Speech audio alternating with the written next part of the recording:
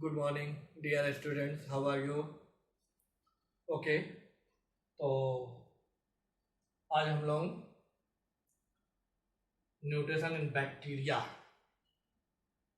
Bacteria में पोषण पढ़ेंगे। बैक्टीरिया में जो है विभिन्न प्रकार से बैक्टीरिया का पोषण होता है और पोषण के आधार पे बैक्टीरिया को जो विभिन्न भागों में बांटा गया है उसकी एक रूपरेखा मैं आपके सामने प्रस्तुत कर रहा हूं। यहां पर आप देख रहे हो कि पहले बैक्टीरिया को भोजन प्राप्त करने के आधार पर दो भागों में बांटा गया है। एक ऐसे बैक्टीरिया जो अपना भोजन प्रकाश संश्लेषण की क्रिया द्वारा अथवा प्रकाश सनलाइट का उपयोग एनर्जी प्राप्त करने के लिए करके अपना भोजन स्वयं बना लेते हैं, यानी कि उनमें सिंथेसिस की क्रिया होती है। तो इन्हें जो है ऑटोट्रॉफिक बैक्टीरिया और ऑटोट्रॉफ्स कहा जाता है। और दूसरी श्रेणी ऐसे बैक्टीरिया आते हैं जिनमें वे अपना भोजन स्वयं नहीं बनाते बल्कि दूसरे जीव जंतुओं से प्राप्त करते हैं। तो ऐसे बैक्टीरिया को हेट्रोट्रॉफिक बैक्टीरिया और हेट्रोट्रॉफ्स कहते हैं। ठीक है। अब अगर हम ऑटोट्रॉफिक बैक्टीरिया अथवा ऑटोट्रॉफ्स बैक्टीरिया की बात करें तो हमने आपको बताया कि इनमें जो है कुछ विशेष प्रकार के पिगमेंट पाए जाते हैं। उन पिगमेंट की सहायता से ये प्रकाश संश्लेषण की क्रिया करते हैं। इनमें प्रकाश संश्लेषण की क्रिया में जल का उपयोग नहीं होता। जल के स्थान पे कुछ अन्य कार्बनिक अथवा अकार्बनिक पदार्थों का उपयोग करते हैं और इनमें ऑक्सीजन भी नहीं निकलता। ठीक है। अब इनको जो है प्रकाश संश्लेषण के उपयोग के द्वारा अथवा रासायनिक पदार्थों के उपयोग के आधार पर दो ग्रुप में बांट दिया गया है। ऑटोट्रॉफिक बैक्टीरिया या ऑटोट्रॉफ्स को भी दो भागों में बांट दिया गया है। एक फोटो ऑटोट्रॉफिक अर्थात जो अपना भोजन स्वयं बना लेते हैं और इनमें प्रकाश ऊर्जा का उपयोग करते हैं, वो कहलाते हैं फोटो ऑटोट्रॉफिक और फोटोसिंथेटिक बैक्टीरिया। और दूसरे ऐसे बैक्टीरिया आते हैं जिनमें प्रकाश ऊर्जा का उपयोग नहीं होता है और ऊर्जा के लिए ये दूसरे रासायनिक पदार्थ का उपयोग करते हैं। ठीक। अब हम पहले इधर आते हैं, फोटो ऑटोट्रॉफिक बैक्टीरिया की बात करते हैं।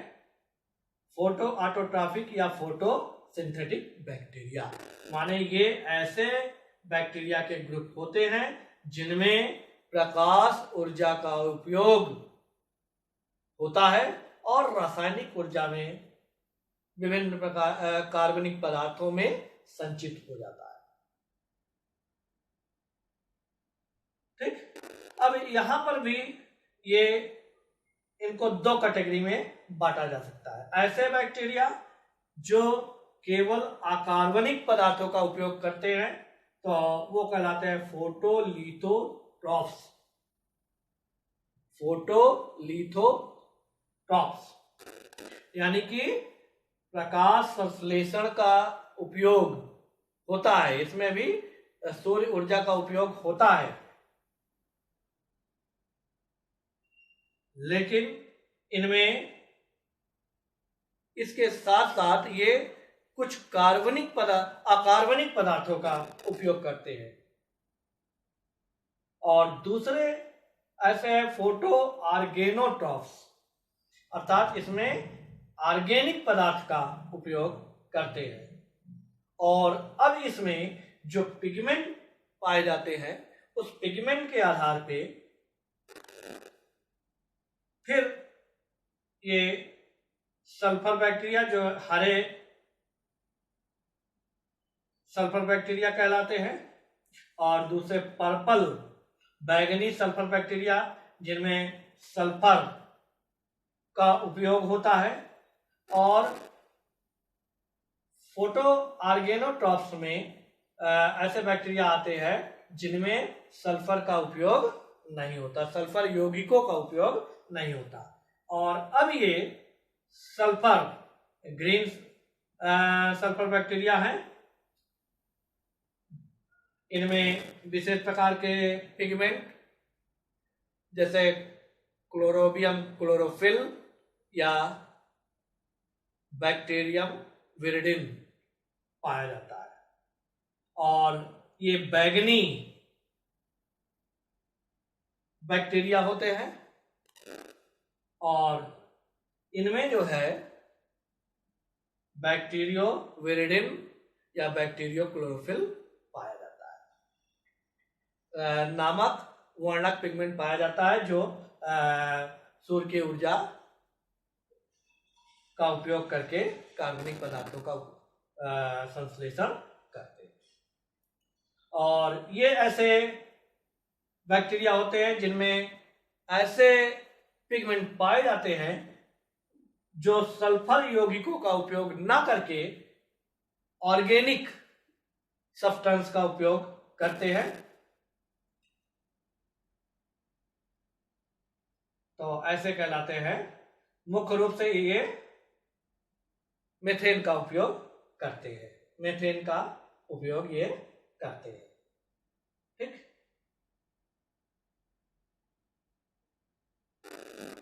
और ये इनको जो है पर्पल नॉट सल्फर बैक्टीरिया, जो सल्फर यौगिकों का उपयोग ना करके दूसरे कार्बनिक पदार्थों का उपयोग करते हैं। ये मुख्य रूप से मीथेन का उपयोग तो नहीं करते, मुख्य रूप से ये जो है कार्बनिक अम्ल और अल्कोहलिक पदार्थ का उपयोग करते हैं, कार्बनिक अम्ल और अल्कोहलिक पदार्थ का उपयोग करते हैं। अब आ जाइए, तो ये सारे के सारे जो ग्रुप हैं इनमें जो है जो कार्बनिक पदार्थ का संश्लेषण होता है वो सूर्य ऊर्जा के उपयोग के द्वारा होता है, और इन सब में कुछ प्रकाश संश्लेषी वर्णक भी पाए जाते हैं।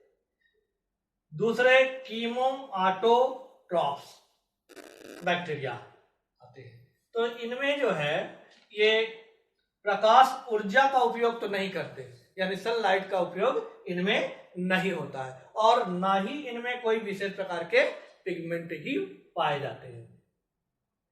ये जो है ऊर्जा किसी अन्य रासायनिक पदार्थ से प्राप्त करते हैं। इनमें जो अपने भोजन के संश्लेषण के लिए जो ऊर्जा की आवश्यकता होती है वो किसी अन्य रासायनिक यौगिकों से प्राप्त करते हैं, इसीलिए इन्हें कीमोऑटोट्रॉफ्स कहा जाता है अथवा फोटो कीमोऑटोट्रॉफ कहलाता है। अब इसके भी दो श्रेणियां हो जाते हैं, इनके भी दो श्रेणियां हैं। पहला वही कीमोलिथोट्रॉफ्स, माने कि ये ऐसे दो श्रेणी में पहला श्रेणी है जिसमें अकार्बनिक पदार्थों का या अकार्बनिक यौगिकों का उपयोग ऊर्जा के उत्पादन के लिए होता है, और इनमें नाइट्रोजन का उपयोग करने वाले बैक्टीरिया नाइट्रीफाइंग बैक्टीरिया हैं, हाइड्रोजन का उपयोग करने वाले बैक्टीरिया हैं, आयरन का उपयोग करने वाले बैक्टीरिया हैं, सल्फर का उपयोग करने वाले बैक्टीरिया आते हैं। ये सब अकार्बनिक पदार्थ है, लेकिन इनमें प्रकाश ऊर्जा का उपयोग भोज्य पदार्थ के संश्लेषण में नहीं होता। लेकिन ये दूसरे अकार्बनिक पदार्थों से ऊर्जा प्राप्त करते हैं। तो जैसे नाइट्रोजन यौगिक का उपयोग करने वाले नाइट्रीफाइंग बैक्टीरिया है, हाइड्रोजन का उपयोग करने वाले हाइड्रोजन बैक्टीरिया है, आयरन का उपयोग करने वाले बैक्टीरिया हैं, और सल्फर यौगिकों का उपयोग करने वाले सल्फर बैक्टीरिया आते हैं। इसी प्रकार से कीमो ऑर्गेनोट्रॉफ्स दूसरा ग्रुप है जो ऑर्गेनिक पदार्थ का उपयोग करते हैं और मुख्य रूप से मेथेन का उपयोग करते हैं, इसलिए ये मेथेन बैक्टीरिया आते हैं। तो ये जो थे ऑटोट्रॉफिक बैक्टीरिया हो गए, जो अपना भोजन स्वयं बनाते हैं। लेकिन ऐसे भी बैक्टीरिया पाए जाते हैं जिनमें भोजन बनाने की क्षमता नहीं है। भोज्य पदार्थ वे दूसरे जीव जंतुओं अथवा उनके मृत शरीर से अथवा उनके द्वारा त्यागे गए कार्बनिक पदार्थों से, उनके कार्बनिक अंशों से भोजन प्राप्त करते हैं, भोजन प्राप्त करते हैं। और इस तरह से ये हेटेरोट्रॉफिक यानी परपोषी कहलाते हैं, और ये स्वयं पोषी कहलाते हैं, वो परपोषी कहलाते हैं। परपोषी के भी यहाँ पे 3 श्रेणियां हो जाती है। पहला पैरासाइट्स, अर्थात वे ऐसे जीवाणु हैं जो दूसरे जीवों के शरीर के विभिन्न भागों में पाए जाते हैं और रोग भी उत्पन्न करते हैं, पैरासाइट्स होते हैं। इसी तरह से सेप्रोफाइट्स बैक्टीरिया ऐसे बैक्टीरिया होते हैं जो जीवों के मृत शरीर पर अथवा उनके द्वारा त्यागे गए कार्बनिक पदार्थों पर निर्भर होते हैं, उन्हीं के उनका विघटन करते हैं और उन्हीं से अपना भोज्य पदार्थ प्राप्त करते हैं। और तीसरी श्रेणी आती है सिम्बियोटिक की। सिम्बियोटिक सहजीवी, तो इनमें ऐसे बैक्टीरिया आते हैं जो दूसरे जीवों के साथ सहयोग, एक दूसरे को लाभ पहुंचाते हुए पोषण प्राप्त करते हैं, सिम्बियोटिक कहलाते हैं। इनके कुछ उदाहरण जैसे मटर के जड़ों में जो बैक्टीरिया पाई जाती है वो सिम्बियोटिक्स बैक्टीरिया होते हैं।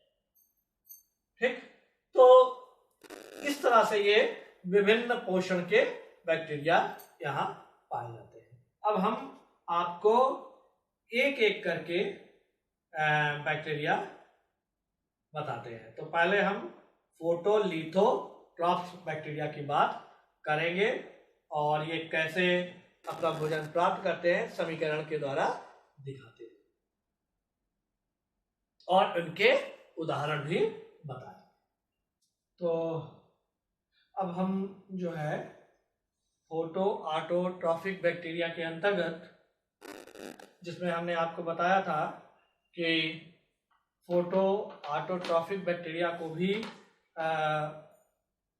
उनके पोषण में किस प्रकार के यौगिक का उपयोग हो रहा है, इसके आधार पर 2 भागों में बांट दिया था, फोटोलिथो ऑटोट्रॉफ्स एंड फोटो ऑर्गेनोट्रॉफ्स।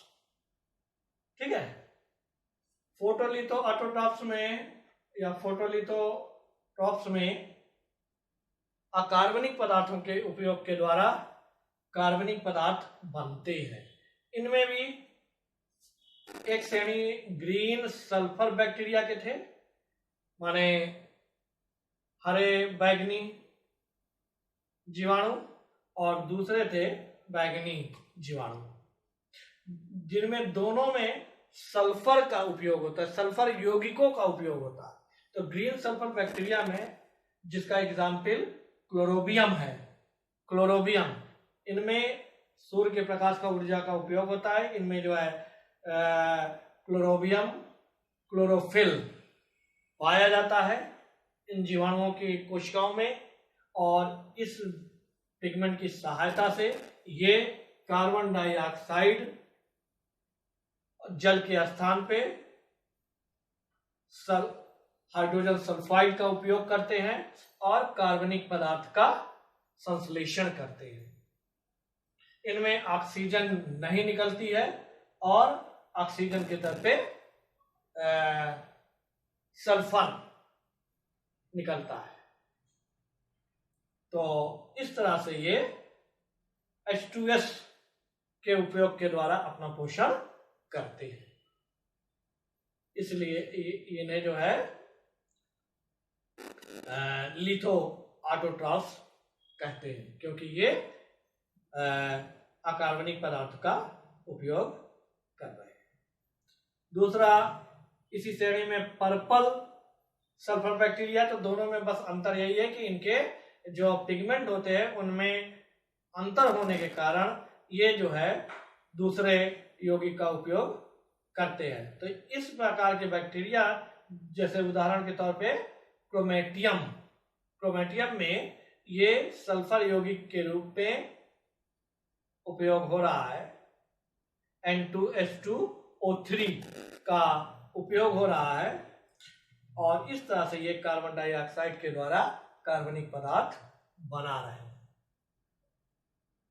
इनमें भी सनलाइट का उपयोग हो रहा है, इसीलिए ये भी फोटोलिथोट्रॉफ्स के अंतर्गत ही आते हैं। तो ये दोनों सल्फर यौगिकों का उपयोग करने वाले बैक्टीरिया होते हैं, जो सनलाइट के उपयोग के द्वारा अकार्बनिक सल्फर यौगिकों की संश्लेषण द्वारा उपयोग करके संश्लेषण द्वारा कार्बनिक पदार्थ यानी कि ग्लूकोज का निर्माण या संश्लेषण करते हैं। अब फोटो ऑटोट्रॉफ्स के अंतर्गत ही जिनमें सनलाइट का उपयोग करते हैं, सल्फर के अलावा ऑर्गेनिक पदार्थ का उपयोग होता है, और मुख्य रूप से अल्कोहलिक पदार्थ और कार्बोनिक एसिड, अल्कोहलिक पदार्थ अथवा कार्बोनिक एसिड का उपयोग इसमें किया जाता है। चूंकि इनमें सल्फर का उपयोग नहीं होता, तो इसलिए इन्हें पर्पल नॉट सल्फर बैक्टीरिया कहते हैं। पर्पल नॉट सल्फर बैक्टीरिया माने जिसमें सल्फर यौगिक का उपयोग नहीं होता है, कार्बनिक यौगिकों का उपयोग होता है। इसके उदाहरण रोडोस्पेरिलम अथवा रोडोस्यूडोमोनास, रोडोस्पेरिलम एंड रोडोस्यूडोमोनास। इन बैक्टीरियो में ये कार्बनिक पदार्थों का उपयोग होकर के कार्बोहाइड्रेट्स यानी ग्लूकोज का संश्लेषण होता है, जिसमें होने वाला समीकरण है ये माने 6CO2 + 15 प्रोपिल अल्कोहल। सनलाइट और विशेष प्रकार के पिगमेंट होते हैं जिनमें कार्बनिक पदार्थ C6H12O6 यानी ग्लूकोज प्लस 6H2O यानी जल प्लस CH3COCH3 ये कीटोन। अब क्या बोलते हैं, कीटोन का उपयोग माने बनता है। इस तरह से ये जो है फोटो ऑर्गेनोट्रॉफ्स के अंतर्गत। तो इस तरह से आज हम लोगों ने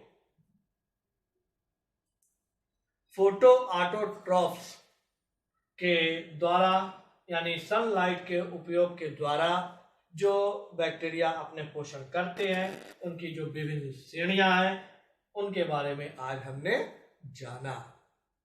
तो आज इतना ही, और आगे जो है हेटरोट्रॉफिक जो है और कीमो ऑटोट्रॉफ आगे पढ़ेंगे। Okay, thank you.